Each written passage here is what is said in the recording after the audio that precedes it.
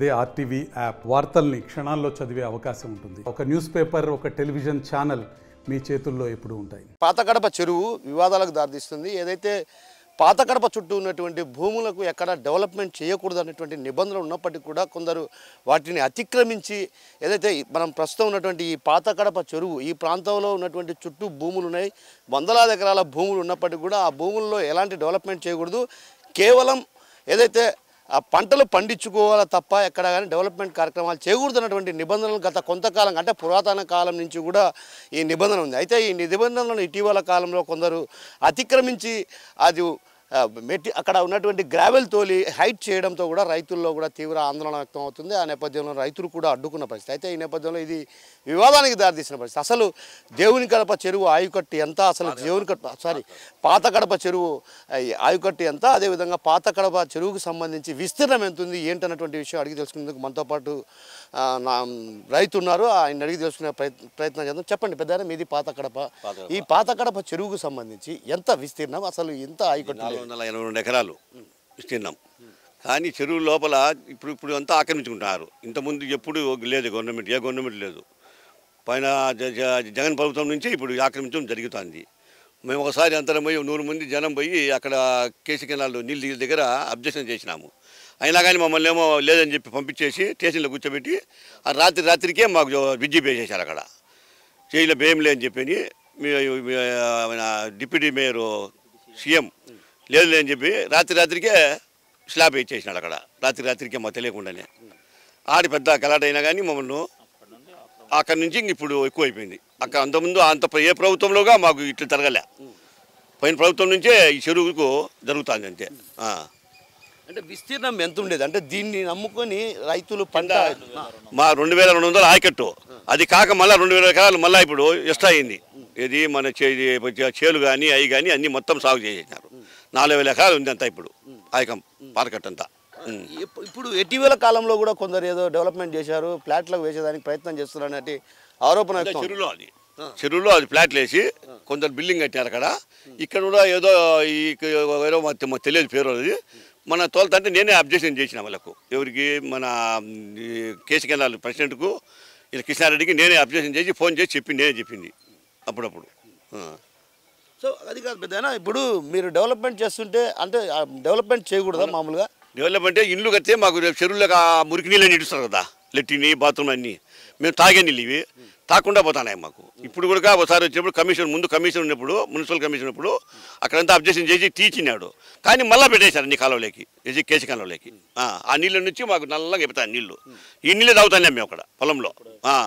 ఇప్పుడు మేము తాగడానికి లేదు, ఇంటికాని తీసుకోవాల్సిందే. ఎవరికి పొలంలో నీళ్లు కూడా ఇక్కడి నుంచే పారుతాయి అవి నీళ్ళు? చెరువు నుంచే పారేది మొత్తం అన్ని.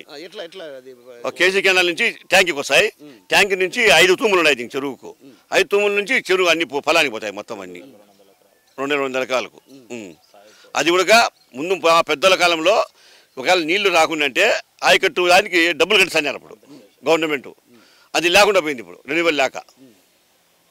అంటే ఇప్పుడు అక్కడ డెవలప్మెంట్ చేశారంటున్నారు కదా, అక్కడ ఎదురుగా కనిపిస్తున్నటువంటి అది పెద్ద ఎత్తున హైట్గా ఉండొచ్చు. కానీ పట్టా ఉన్నా కానీ మేము చెప్పామంటే తోలుకోండి, కానీ ఇల్లు కట్టడానికి లేని చెప్పి మేము అది కొట్టాలి. ఇప్పుడు అది ఇల్లు కట్టకూడదు. అంటే ఇల్లు కట్టకూడదా? కట్టకూడదు కదా చెరువులో. ఎందుకు పెద్దనా?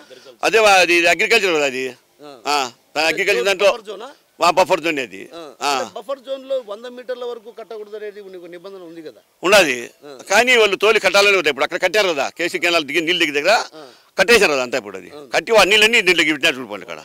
వాళ్ళని చూసి ఇప్పుడు పెట్టినారు ఈ గవర్నమెంట్. ఆ గవర్నమెంట్లో అది చేసినారు, ఈ గవర్నమెంట్లో ఇట్లా చేస్తున్నారు ఇప్పుడు.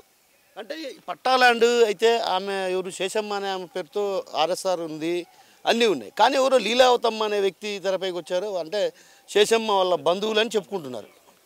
మీకేమన్నా ఈ విషయం తెలుసా? మాకు తెలియదు ఈ విషయం అది. ఇంతకుముందు కృష్ణారెడ్డి అని రెడ్డి ఉన్నాడు, మా మోపూరు కృష్ణారెడ్డి అని. అతనికి 2 ఎకరాలు ఉన్నాయి అక్కడ, ఆమె అనుకో అవతలనే.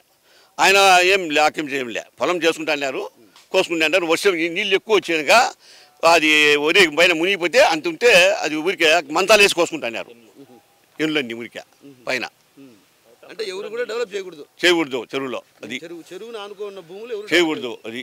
సో మరో రైతు ఉన్నారు, ఆయన అడిగి తెలుసుకునే ప్రయత్నం చేద్దాం. అయ్యా ఎట్టండి,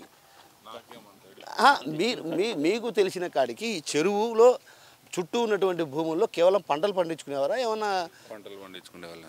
ఎంత ఉండేది విస్తీర్ణం ఇది? ఈ 984 ఎకరాలు ఏమంటున్నారు. 400. అంత దీని చుట్టూ ఎంత ఉంది ఆయకట్టు? దీని దగ్గర దాదాపు 4000 ఎకరాల దాకా 4000 ఎకరాలు. అంటే దీని తూముల ద్వారా ఇక్కడ నుంచి నీరు తూము ద్వారా సప్లై అవుతుంది. గతంలో ఇక్కడ మామూలుగా ఈ ఒకవేళ నీరు సరఫరా కాకపోతే మీకు నష్టపరిహారం చెల్లించేవారని అది తెలియదు, మేము చూడలేదు. సో ఎప్పటి నుంచి ఇవి ఆక్రమణకు గురవుతున్నాయి ఈ చెరువు? ఈ మధ్య కాలంలోనే సార్, అంత 10 ఏళ్ళ నుంచి ఇదే మాదిరే ఉంది. కానీ ఇప్పుడు ఏదైనా అది ఇచ్చినారు, ల్యాండ్ ఇచ్చినారు, డీసీ ల్యాండ్ కావచ్చు, ల్యాండ్ గవర్నమెంట్ ల్యాండ్ కావచ్చు, ఏదైనా చేసుకొని తినేదానికి ఉండదు. దాన్ని ఈరోజు ఆమె డెవలప్మెంట్ చేసి ఆ మురికి నీళ్ళు ఇడికి వస్తాయి, ఆ బావిలో నీళ్ళు వస్తాయి. ఈ నీళ్ళు ఆడ ఊట పుడతాయి, మేము అయ్యే తాగుతాము. ఇంతకుముందు కాలువల్లో ముడి పోతుంటే కాలువలో తాగుతాను మల్లల్లో నీళ్ళు. ఇప్పుడు అది కూడా లేదు, ఇంటి దగ్గర నుంచి ఎత్తుకొని వాళ్ళు తాగాలి. ఇంత డ్రైనేజ్ అంతా కలుషితం అయిపోతుంది కదా. అంటే ప్రస్తుతం ఇప్పుడు మనం చూస్తా అంటే ఇక్కడ చెత్త కూడా వేస్తున్నటువంటి పరిస్థితి. చెత్త పాంచి అంతా గలీజ్ నీళ్ళు వచ్చేసి చాలా డస్ట్ అయిపోయింది. ఇప్పటికే ఎక్కువ అయిపోయింది. వచ్చేటి కూడా వేస్టేజ్ కూడా అంతా కొట్టుకోవాలి. ఇది కేసీ కెనాల్ గుండా వచ్చే దారిలో వేసిన చెత్త అంతా నీటి ద్వారా వచ్చి లాస్ట్ కాబట్టి ఇక్కడికి వచ్చి చేరిపోతా ఉంది. సో దీనివల్ల ఏమవుతుందంటే వాటర్ అంతా పొల్యూట్ అయిపోయేసి పశువులకు కానీ ఫిషరీస్కి కానీ మాకు కానీ ప్రతి ఒక్కరికి ఇబ్బందికరంగా అయింది. దీని గురించి పోయినసారి కమిషనర్ కూడా లాస్ట్ టైం ఉన్న కమిషనర్ కంప్లైంట్ చేశాము. ఆయన కొంతవరకు చర్య తీసుకున్నాడు. తర్వాత ఆయన ట్రాన్స్ఫర్ అయిపోవడం వల్ల మేమేమి ఇది చేయలేకపోయాము. సో ప్రస్తుతం ఉన్న సర్వేయర్ గారు కమిషనర్ గారికి కూడా కంప్లైంట్ ఇవ్వదలుచుకున్నాం. ఈ పోయిన సంవత్సరము చాలా గడ్డు పరిస్థితి ఉండే, నీటి కొరత ఉండడంతో ఈ చెరువులోని నీళ్లు కమిషనర్ గారు కాలువల ద్వారా తీసుకెళ్ళి ఏట్లో కలిపి ఆ ఏటు గుండా బావుల గుండా ప్రవహించడంతో 10 నుంచి 15 రోజుల వరకు నీటి ఎద్దడిని నివారించగలిగింది. సో అటువంటి చెరువును అన్యాక్రాంతం కాకూడదు అనేది మా ఆవేదన. అన్న ఇప్పుడు ప్రధానంగా రాజకాలువ అయితే అక్కడ ఉంది. ఆ రాజకాలువతో పాటు ఇక్కడ సెకండరీ కాలువ కూడా ఇక్కడ డిస్ట్రిబ్యూటరీ కెనాల్ ఇక్కడ ఉంది. తర్వాత దాని టెరిటరీ అంటే ఇంకా దీనికి సంబంధించి ఏదైతే పారకం సంబంధించినవి.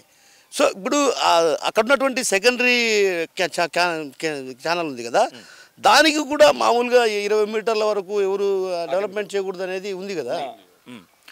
అది మేము ఈ మధ్యనే తెలుసుకున్నాము కొన్ని మాధ్యమాల ద్వారా. దాన్ని కూడా అధికారులకు వివరించినాము.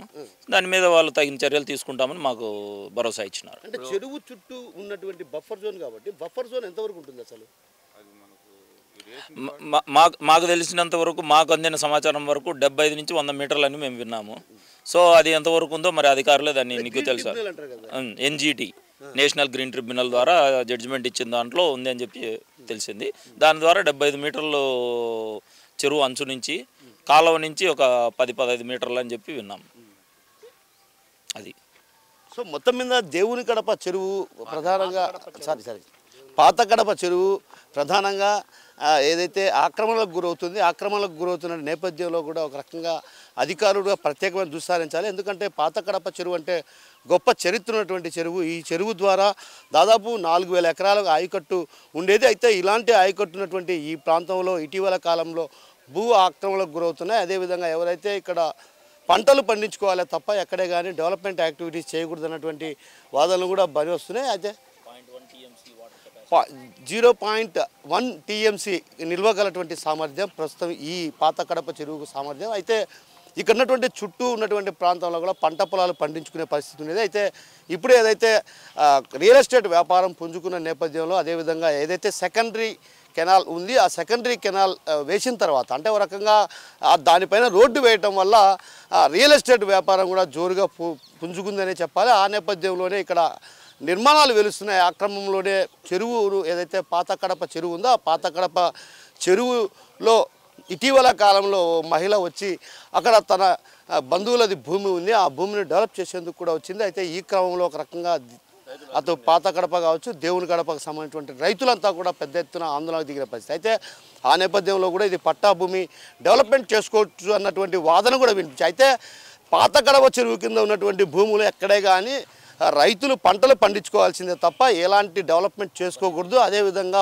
పైకి అంటే ఎత్తు పెంచినా కూడా కొంత ఇతర ప్రాంతాల్లో ఉన్నటువంటి ఆ పంట పొలాల్లోకి నీరు మునిగే పరిస్థితి ఉంది కాబట్టి అలాంటి డెవలప్మెంట్ కార్యక్రమాలు ఏవి చేయకూడదు అన్నటువంటి నిబంధనలు ఎంతో కాలం నుంచి అంటే పూర్వకాలం నుంచి కూడా కొనసాగుతున్న పరిస్థితి. అదే సాంప్రదాయాన్ని కొనసాగించాలన్నటువంటి వాదన అటు రైతులు వినిపిస్తుంటే, మరోవైపు ఎవరైతే కొందరు భూ బకాసురులు ఉన్నారో రియల్ ఎస్టేట్గా తమకు మలుచుకునేందుకు ప్రయత్నాలు కొనసాగిస్తున్నారు. ఇలాంటి ప్రయత్నాలు అటు అధికారులు కూడా తిప్పికొట్టాలి. ఎందుకంటే ఎంతో కాలం నుంచి పాతకాలం నుంచి కూడా తాము ఇదే పద్ధతిని కొనసాగిస్తున్నాం, ఈ పద్ధతినే కొనసాగిస్తున్నాం. గతంలో కూడా నీట మునిగిన సమయంలో కూడా మేము ఆ నీళ్లలోనే మంచాలు వేసుకొని ఆ వరి కోత కోసుకునే వాళ్ళం. అలాంటి పరిస్థితుల నేపథ్యం అయితే ఇది ఏదైతే నేషనల్ గ్రీన్ ట్రిబ్యునల్ కింద అంటే ఓ రకంగా చెరువు చుట్టూ 100 మీటర్ల పరిధిలో ఎక్కడే కానీ డెవలప్మెంట్ యాక్టివిటీస్ జరగకూడదు అన్నటువంటి నిబంధన ఉన్నప్పుడు కూడా వాటిని అతిక్రమిస్తున్నారు. ఇలాంటి వారిపైన కఠిన చర్యలు తీసుకోవాలి.